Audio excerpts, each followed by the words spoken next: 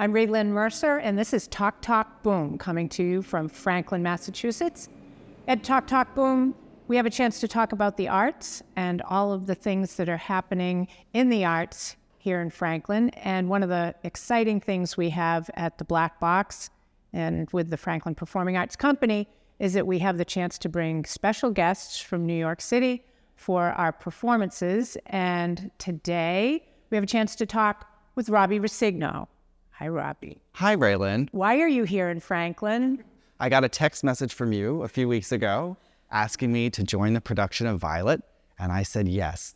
Fantastic. How did you first get to Franklin? My favorite story. Oh, your favorite story. I'm going to try and do this quickly.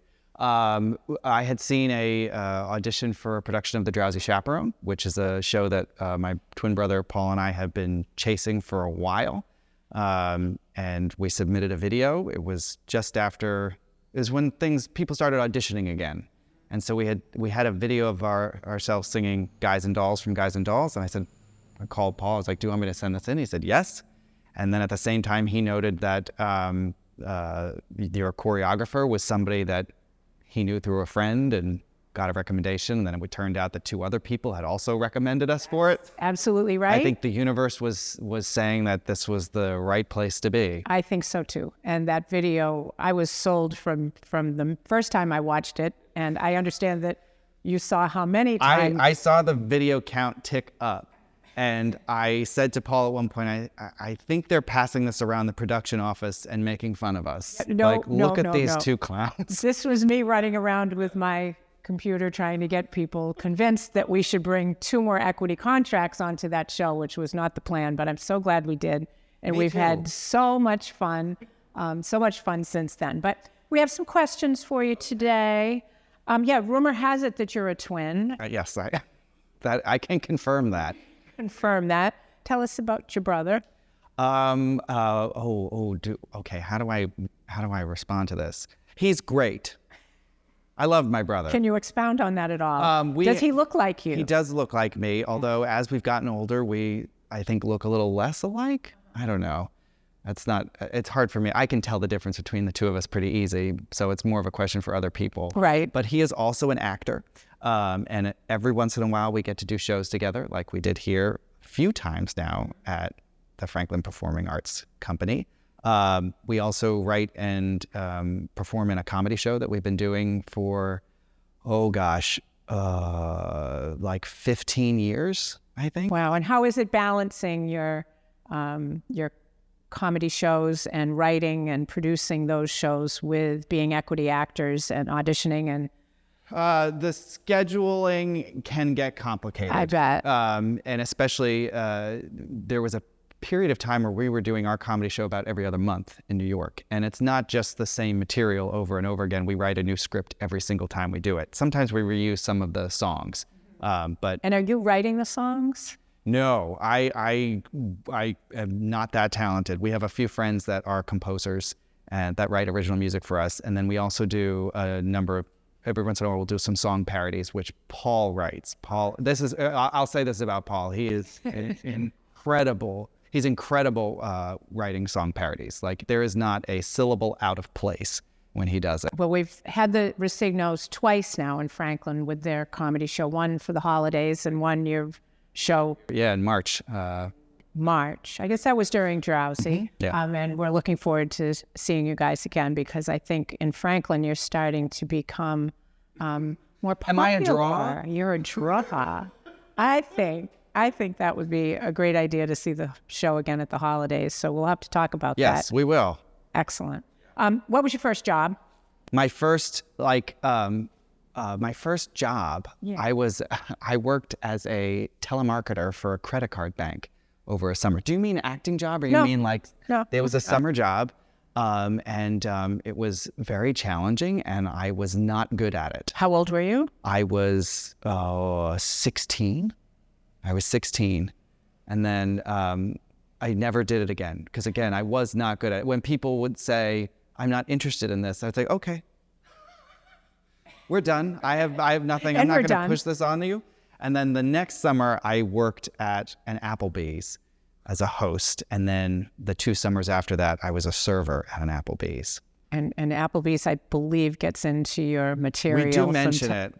Speaking of song parodies, Paul wrote what I think is a genius song parody of Agony from Into the Woods about working at an Applebee's in a beach community in Delaware.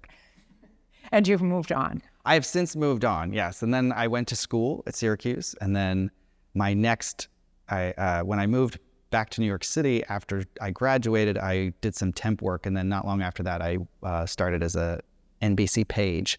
And I did the page program for a year. But you and Paul both have managed to keep other jobs that have allowed you to stay in the business of writing and producing comedy. Very fortunate that my bosses have been forgiving and flexible in order for me to come to Franklin for a few weeks at a time. Right. I feel a little bit as though the pandemic, for as horrendous and horrible as it was, things like the opportunity for actors to work remotely has presented itself perhaps in a way that didn't exist as much. Yes. So my current day job went fully remote at the start of the pandemic. And so now when I go away, I joke with them that I wouldn't even have to tell them that I'm in a different place geographically, unless I'm in a different time zone, because they probably wouldn't notice. But it takes a lot of organization to be able to keep yourself on track with two different tracks. Yes. Anybody who does this is doing 2 or 3 jobs at once. Yep. Yeah. Okay, so I have a lightning round. Okay. Okay, you ready? You're asking me, a person who cannot tell a short story, to answer lightning round questions. Yes, here we go. You ready? I am better at that than Paul. I will say that about my brother. Okay, very good. Here we go. We'll test him at another time. Go ahead. Where did you grow up? Southern Delaware, Milford, Delaware. Who is the most famous person you've worked with? That I've worked with? Mm-hmm. Jeff Goldblum. Mm-hmm. For a day. Excellent. What's your sign? I'm a Taurus. You mean astrological? Yeah. Yes, okay. Is there another sign? I don't know. What is your superpower? Oh, my superpower. You mean, okay, you're asking this isn't a question like, would you prefer the power of invisibility or the power of flight? You're asking like what I consider to be my superpower. I think one of my superpowers is that people confide in me. Ooh. Quite a bit. And I suspect it's because they think, who's he going to tell? I would like to believe that it has something to do with how important discretion is to me, but I don't know. And you're absolutely right. You can't give a short answer. Can you keep a secret, though? I can keep a secret. If your superpower draws people in, you can't keep a secret. Yes, That's I can. important to know. How many pairs of shoes do you own? I have these. I have a pair of, I think I have a total of 4 shoes. I did just... 4 pairs? 4 pairs of shoes, yes. Yeah. Are 4 shoes, if I'm lucky, they interchangeable? Or? No. I did just order a 5th pair, though, because I had... what color are they? They are blue, and I hurt my feet during the quarantine because I was walking around barefoot all the time, and I had gone to a podiatrist and he recommended these orthopedic shoes, which I just ordered. Congratulations. They've been delivered. I am looking forward to getting them when I go home, so I can walk around the house with proper attire. Not in bare feet. That's my 5th pair. But since I've been working remote, right, Lynn, yes. I really only wear 1 pair of shoes most of the time. All right. But I have backups for like weddings and things. Important things. Yeah. Excellent. And the FSPA prom. And the prom? Okay, you did look dashing at the prom. I know. Those are actually my favorite shoes, the dress brown saddle shoes. Yeah, they're good ones. Excellent. Unpopular opinion, I hate to play games. Most of my opinions, I think, are unpopular. That's why people don't like hanging out with me. I'm trying to think. I don't know. I don't know that I have. I'm sure I do, but I can't think of one right now. Do you like to play games? Like board games? Yeah, and stuff like that. Oh, I hate it. Oh, yeah. Well, the thing is, Paul and I grew up playing. We would play epic games of Monopoly that would last weeks. And this is when I'm revealing a little too much about myself. We had a cardboard box that we fashioned into an ATM machine, and one of us would stand on the other side of it and like slip the cash through. We printed out personal checks. How old were you at this point? 8. We printed out personal checks on a dot matrix printer. We had made credit cards for ourselves, and what else do we do? Yeah, it was very intense. Wow, having a twin has its advantages. Yes. Yeah, no, I don't. It helps when you get along with the twin too. That is, yeah, and you two, are remarkable in that regard. Yeah, you can tell. I am very lucky. Seriously, yeah. Brothers and best friends, and great actors. I would say that. I don't know that he would say that. Well, he'll come to Franklin at some point. I'll ask him the question. You won't be in the room. Right. Okay, so we'll get an honest answer for sure.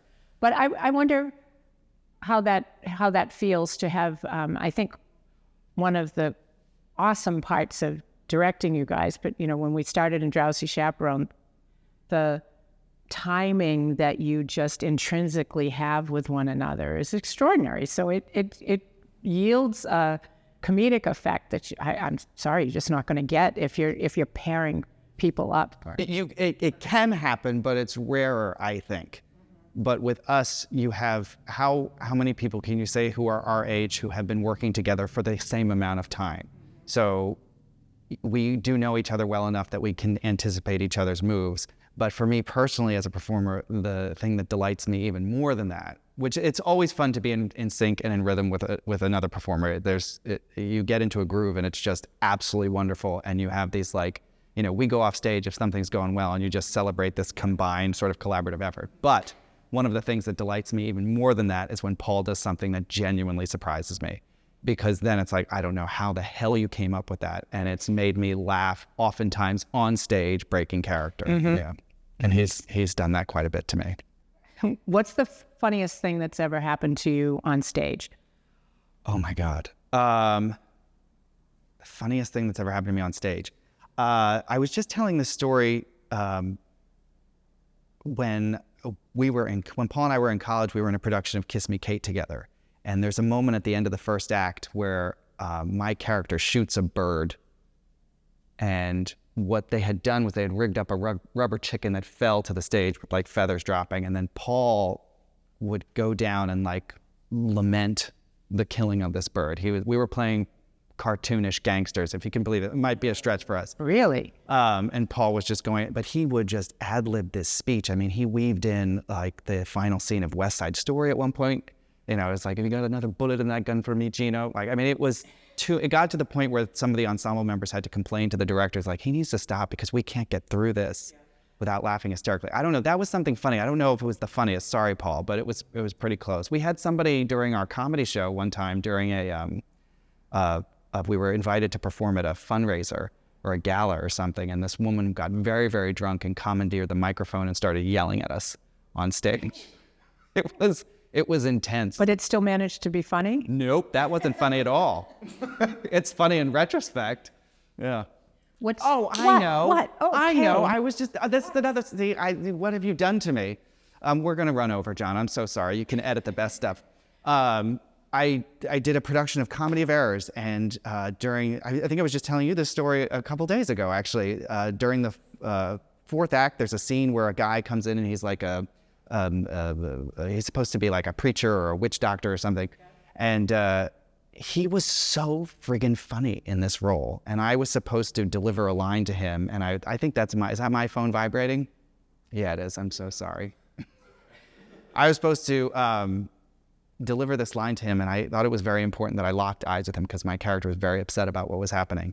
And every time I did, I just completely lost it. And then the woman playing Adriana would lose it. Then the woman playing Luciana would lose it. Then the guy playing Antipholus of Ephesus would lose. I mean, we were just dissolved in laughter every night. It was the most fun. I think that we've begun to enjoy your versatility as an actor. So we met you as in comic roles, and you're hilarious. And then we've seen you move now in our shows to more dramatic. Do you favor one or the other? And what would you say are your favorites in each genre? In terms of the stuff that I've done here, I've been very lucky that I went from cartoon gangster to 14-year-old boy to Elizabethan comedy writer. It's like there's a lot. That is Very I'm helpful. sort of flexing here. They speak to me in different ways. And it doesn't have to be just here in Franklin, but No, yeah. more in a broader sense, for you, what you felt maybe having the most impact in a dramatic role and being the freaking funniest you've ever been.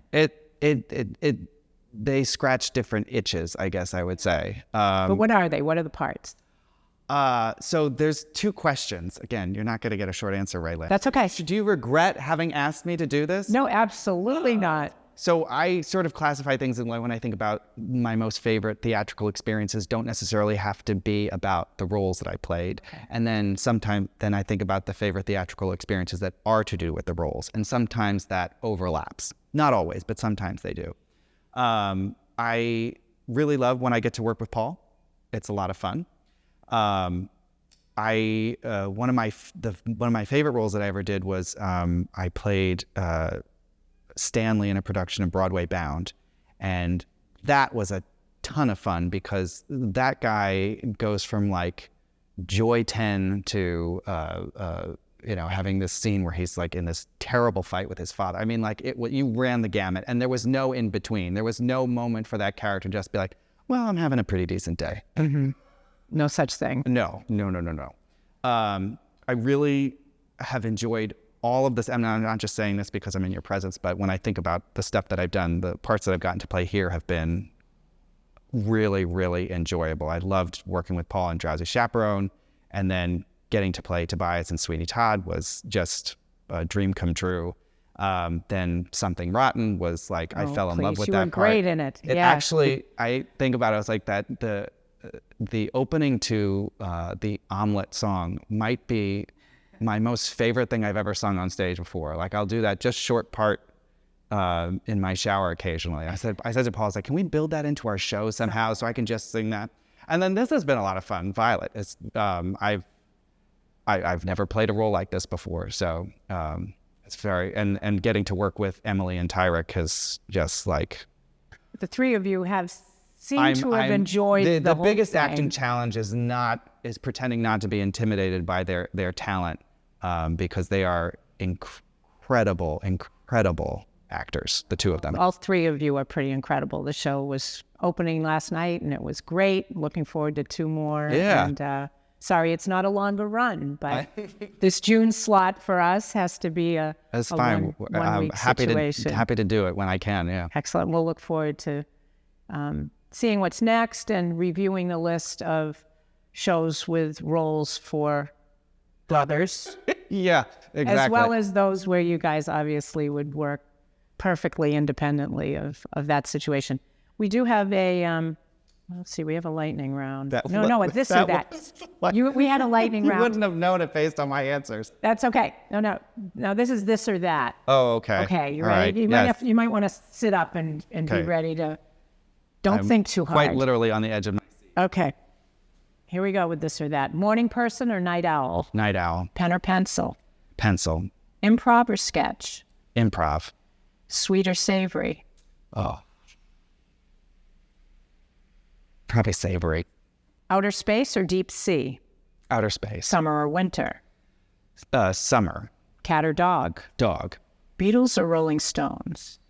Beatles. Glass half full or half empty? Half full. Make your bed or not? Make my bed. Chris Rice Thompson or Clay Rice Thompson? I'm not answering that question. Both?